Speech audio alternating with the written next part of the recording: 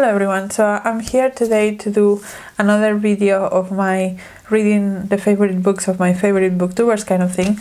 I think this is going to be the last one for now, and it's going to be about Roisin, who I love. And I haven't read a lot of the books in her list, but a lot of them appeal to me, so I decided that I wanted to do it anyway. So from the ones that I have read, the first one is The Discomfort of Evening by Marieke Lucas Rijnveld, and this is the winner of the International Booker a few years ago, and it's a Dutch book about a young girl that goes through a lot of trauma because of her brother dying, and it's very eschatological and very raw. I didn't particularly like how gross it was, but it was impactful, so I understand why she can have it on her list. The next one in her list that I have read is The Vegetarian by Han Kang. I read this in Dutch, so I didn't get as much from it as I could have, and I want to reread it in English at some point. It was about a woman in South Korea that decides to stop eating meat, and how everyone around her reacts like she's crazy. It was interesting, but as I said, I think I would get more of it if I read it in English. And then I also have read from her list A General Theory of Oblivion by Jose Eduardo Agalusa, which is a Angolan writer, if I'm not mistaken. And this was about a woman that is kind of trapped in her house for many years, and she kind of gets snippets of what's happening outside with the independence movement and stuff, but she doesn't live it herself because she's kind of locked herself in her own apartment, and this was a very interesting way to tell the story. I really enjoyed this one, so I completely understand why it's in her list. And then the last one she has that I have read is Born Sugar by Avni Doshi. I have a full review of this, so I will link it down below. But yeah, Born Sugar is about a mother-daughter relationship, a very flawed one. And they fight a lot, and they have a lot of conflicted feelings, especially the daughter, because the mom now has, I think it was Alzheimer's or something, and she had a bad disease, and the daughter had to take care of her mother, and despite the fact that she was not very well treated when she was a kid, and she has a lot of conflicting feelings about that. I think that the character development was great, but the way that the story was told, I didn't vibe with. It jumped a lot. It didn't have a very coherent way of telling the story, so that's why this book didn't work for me, but again, I understand why it works for other people. Then she also has one book in her list that I'm not going to read, and that's Honorifics. I think it's by Cynthia Miller, and this is a poetry collection, and I'm just not into poetry, so I decided that one I was going to skip. But the other 5 in her list that I haven't read, I want to read. I have them all here. So the first one is On Gallows Down by Nicola Chester, which I have already started, and it's a non-fiction nature writing kind of book, so I'm excited for that. Then I have Keeping the House by Teacher Chin. This is, as I believe, Turkish book about drug dealers or something like that. And I have heard a lot of things about this one, and I wanted to read it really badly, so this great excuse to do that. Then we have The Sailor Who Fell from Grace with the Sea by Mishima, who is it's a Japanese classic, and yeah, I'm excited about this one too. I think the title is quite interesting. Then we have Our Waves Under the Sea by Julia Armfield. I was a bit hesitant about this because some people classify it as horror, and I'm not into horror, but yeah, I think it might be interesting actually. I think it's much more deep than that might make it sound, and a lot of people that I trust have enjoyed this, so I'm gonna try it and see what I feel. And then the last one is probably the one I'm most excited about. It's also the chunkiest one, and it's The Betrayed by Reine Arcache Melvin. And this is about I think the struggle for independence in Philippines. Yeah, it's set in the dictatorship in Philippines. And it just sounds like my kind of thing 100%. So I'm really, really excited about this one. So yeah, those are the books that I'm going to be reading in this video. As I said, I have already started this one. I have only read about 30 pages of it, and so far I like the writing. It's really nice, but the information is very UK based. It has a ridiculous amount of names of places I don't know about. So we will see if that continues or if it takes more of a more general approach. We will see, but so far the writing is great. So that's my update for now. So I finished On Gallows Down by Nicola Chester, and as I said before, this is very off its place, not only because it talks about very specific rural areas in the UK. I'm not sure if this it will be appreciated by all people in the UK or just people that actually know these places, but also it talks a lot about authors from the UK and some of the more classical works like Tess van de D'Urbervilles, Thomas Hardy, the Brontes, Jane Austen. You have to be very familiar with those authors to get some of the references, and that's not to say that you cannot enjoy this if you don't know any of these things, but it does come a lot in the book, and sometimes it's a little bit jarring how many names she drops of places, of very rural places in the UK, and I have googled some of them, and honestly they just look, all of them, they look the same to me, so I just don't have that nostalgia for the very specific places that she's talking about. So I think if you have that connection to these places, it will appeal a lot more to you. I could understand that if something like this was written about the place I'm from, I will be very nostalgic about it, because those places are very significant in my everyday life when I was younger. So I understand that if you have that connection, this is really, really appealing, but just for someone that is removed from that environment, it's a little bit jarring. With that said, the writing is absolutely beautiful. I think she mentioned somewhere that she's a poet, or she wrote poetry at some point, and that really shows. It's really, really poetic, and I think that's something that I have noticed in several of the books that Roisin likes, is that the language is always very poetic. It's a big part of the books that she likes.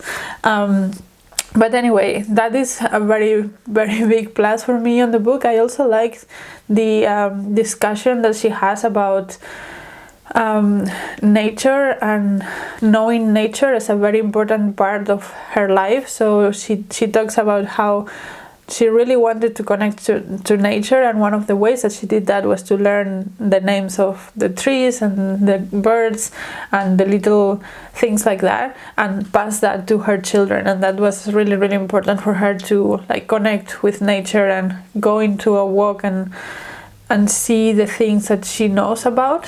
And I thought that was very poignant, and it's something that I would like to know as well. I always feel very ignorant if I go for a walk in the woods and I never know the names of trees or animals or the steps of animals, which animal it is, that kind of thing. I would love to know those kind of things, and I can totally understand where she's coming from, so that was very interesting to me. There is also a part of this book that is about activism and how she participated in several protests, but that part I didn't connect with as much as I would have liked, because she always seems to stumble upon things, and she makes really weird comparisons. She makes this comparison about when they blocked a road or something like that, that it seems, the way that she talks about it, it seems like it's a very very famous part of the UK history, recent UK history. I'm not sure if that's actually the case, but the way that she talks about it, it sounds like, yeah, this is a big thing. And then she compares it to the Spanish Civil War, which to me it was also jarring. And yeah, and she has a little bit of a misplace of things when it comes to her activism, in my opinion. I don't actually know what her main activist activities are and how involved she is in it, but it always seems like a little bit grandiose in a way that it shouldn't be, but at the same time, like, she didn't actually mean it, and she just happened to be there. So yeah, I was a little bit confused by that part as well.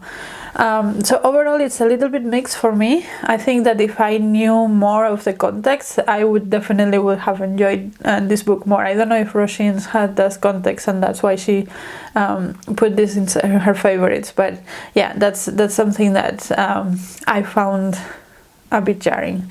Then the next book I started is Our Wives Under the Sea by Julia Armfield. I'm only like 10 pages in, but again, the writing of this is also quite beautiful, which somehow I was not expecting.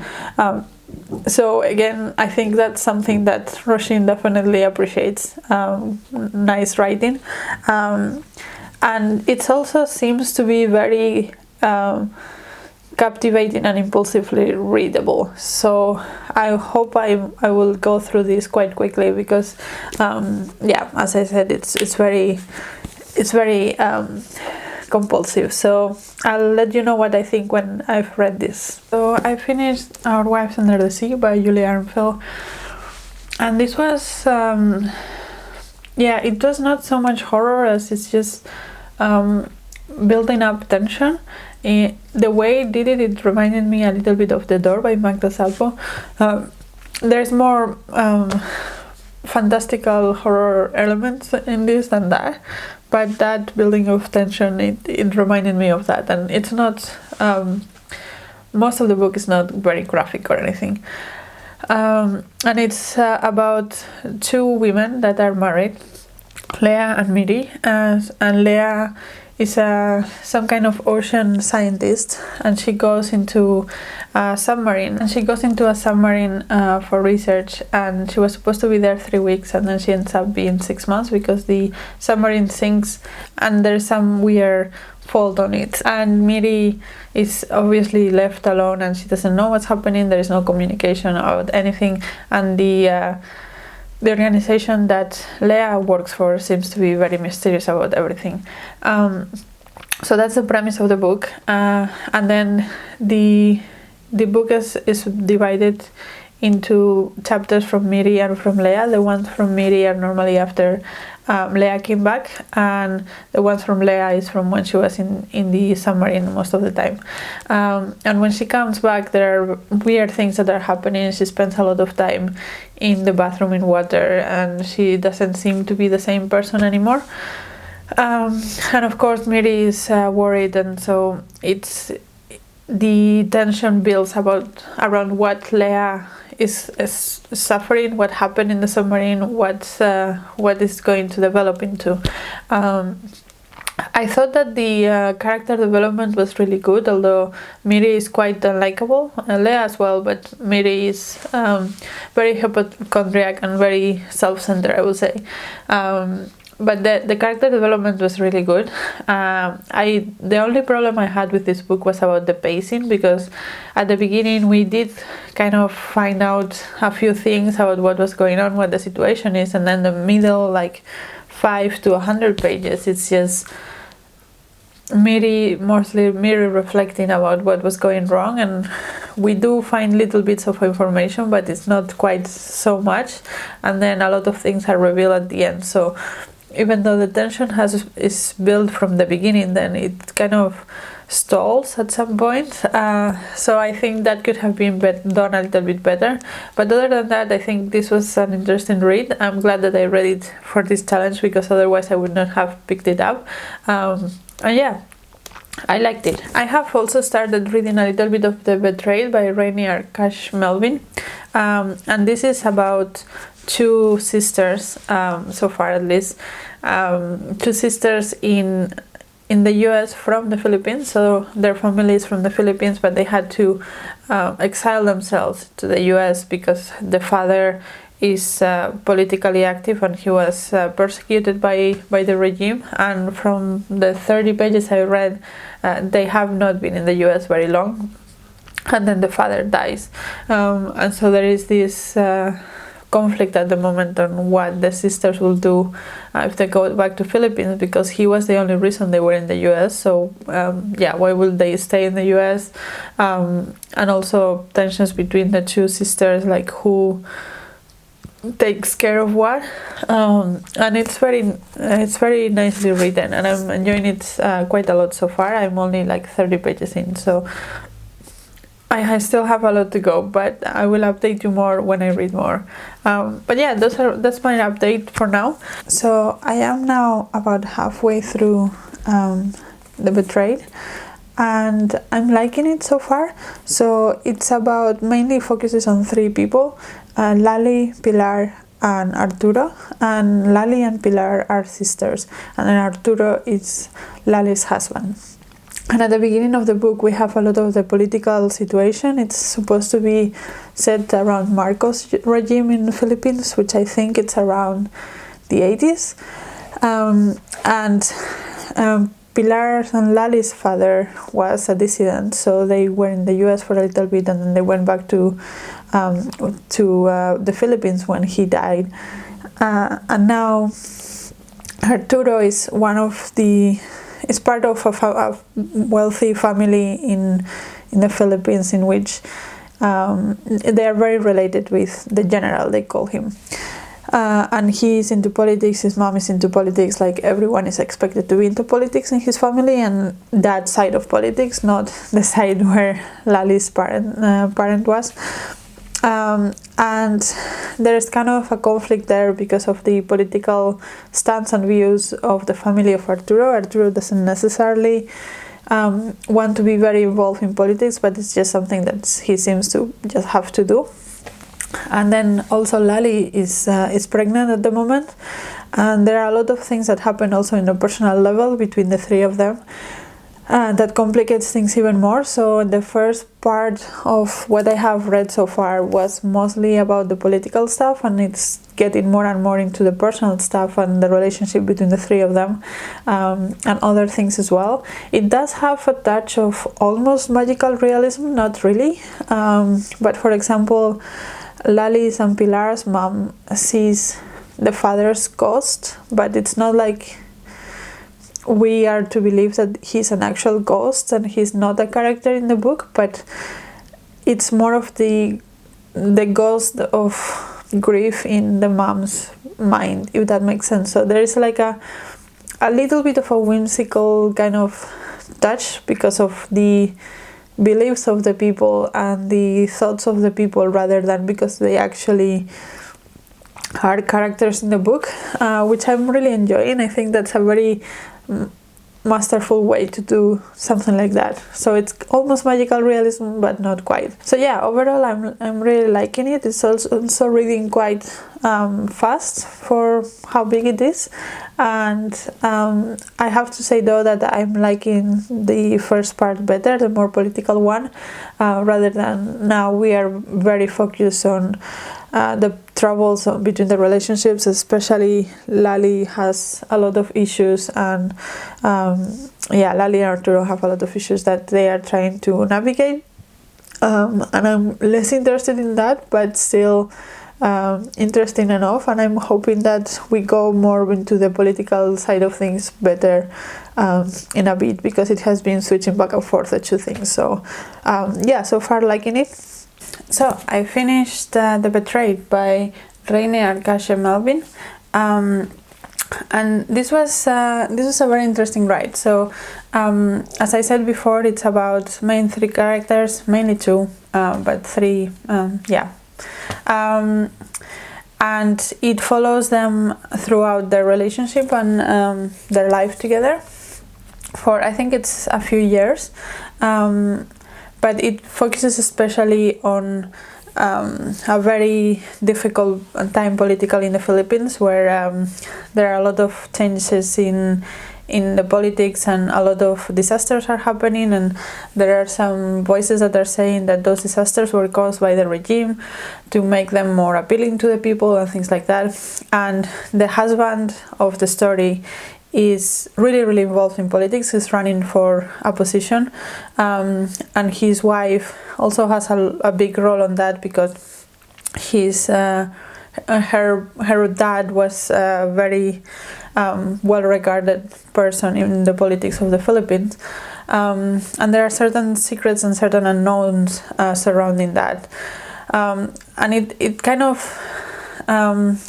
in a way it goes back and forth between all those politics and also the personal relationship, because they are not in the best place in the relationship, and that's where the sister comes in, Pilar, but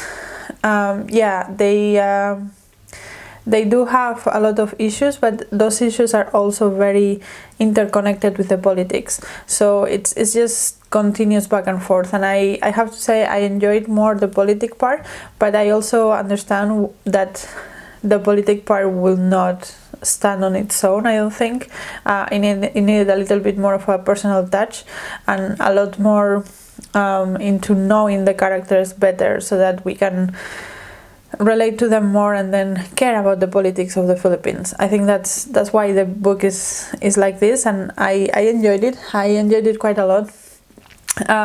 It does sometimes feel a little bit like there is too much happening, but other than that, I really liked it. The characters are completely unlikable, but very well fleshed out, I think, and it's quite an immersive book, so even if it's big, it's okay, because you do want to be in that world again. So yeah, I have to say I enjoyed this a lot. I agree with Roisin. This is a very good book, and I'm really happy that I read it. Also, I am now reading The Sailor Who Fell from Grace with the Sea by Mishima, and translated by John Nathan, and this is a classic Japanese book. It's very short. I have only read the first 10 pages, but so far it feels like a very quiet slice of life, poetic writing kind of book. As I said before, I think the common element of all of these books is that they are very poetic, so that's something I'm noticing.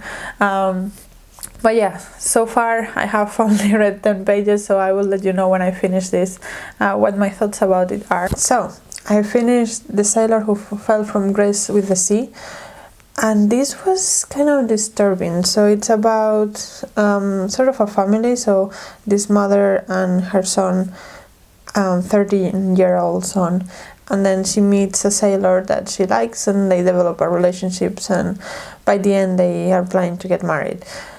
And most of the book focuses on the relationship between these two people and the son.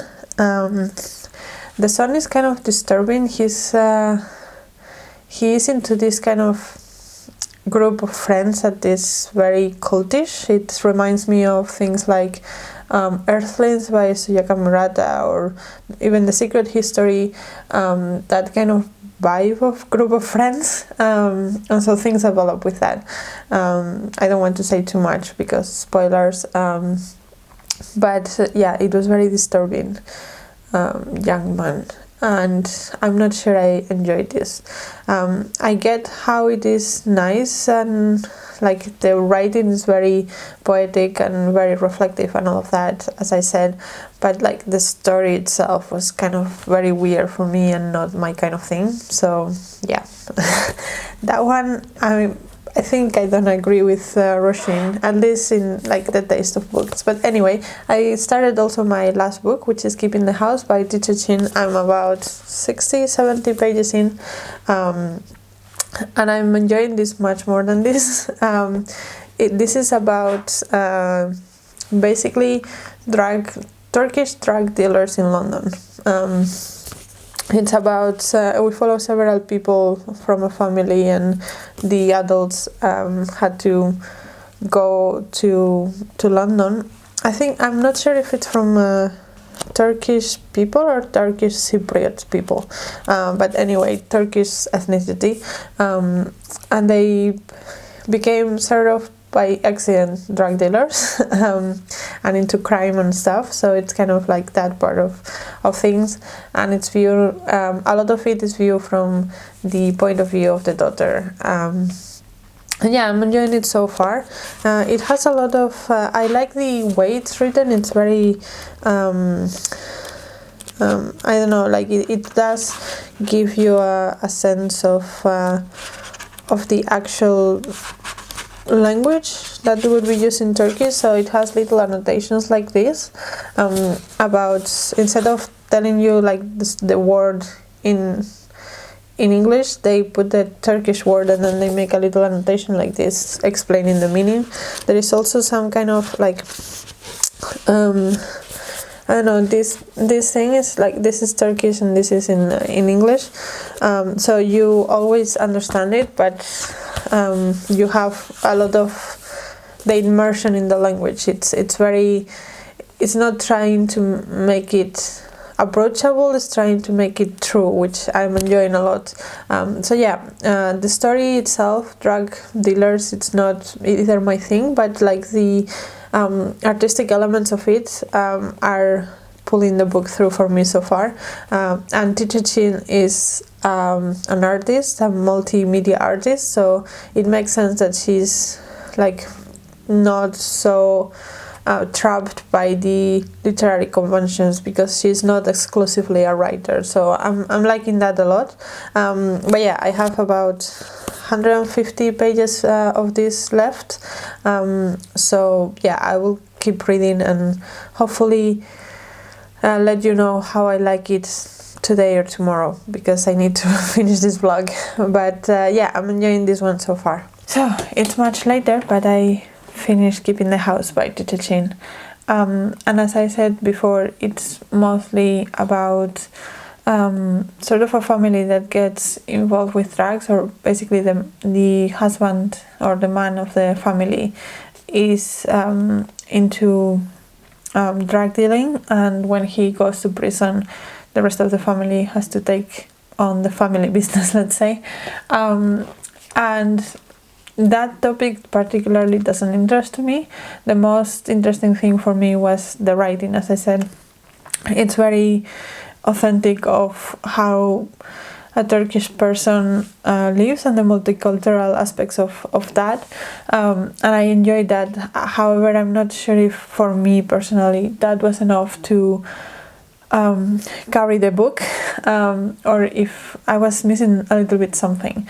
The character development is also really good, but there are too many characters, so there are a few that we focus on and those were well developed, but there are also quite a lot of other characters, which makes it more confusing, and also the timelines go back and forth, which also makes it quite confusing for me.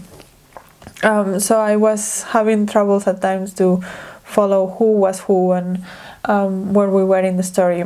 So that also took away some of my enjoyment of the book. But overall, I think that it is a very well crafted book, and I'm really glad I read it. It's just personally not my favorite, but I enjoyed it. So yeah, those are all the books in Roisin's favorite list for 2022. It was a very interesting list. I think I see the common elements that she is drawn to. And some of them are similar to mine and some of them aren't, and so that's why I think some of these books work for me and some of them didn't. But I think that overall I'm happy that I read all of these books, and yeah, I'm happy that she made me read them. And I also like that I can understand her a little bit better in terms of her reading preferences. But let me know if you have read any of these books, or if you want to read any of these books, and until next video, bye!